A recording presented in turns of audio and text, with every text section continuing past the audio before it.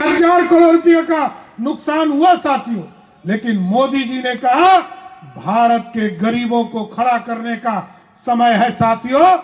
आज मोदी जी ने कहा कि 1 लाख करोड़ रुपया हम नुकसान सह सकते हैं, लेकिन गरीबों को मुक्त। और हमारे यहां भी भारतीय जनता पार्टी और एनडीए की सरकार है साथियों, और यह धरती तो स्वामी विवेकानंद की धरती है साथियों, रविंद्रनाथ टैगोर जी की धरती है, और जिसने आजादी के पहले इस देश को लड़ना सिखाया सुभाष चंद्र। दीपक बर्मन মহাশয় একটি পুরস্কার দিয়ে ওনাকে সম্মানিত করবেন। সম্রাট চৌধুরী ভারত মাতা কি।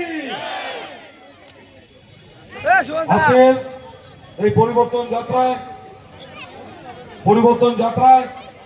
পরিবর্তন সংকল্প সভায় আজকে এই অক্লান্ত পরিশ্রমী সভা ঐতিহাসিক জনসভায় পরিণত করেছে।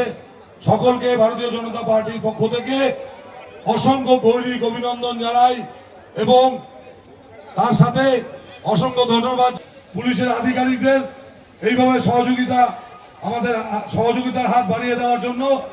এইভাবে আমাদের ঐতিহাসিক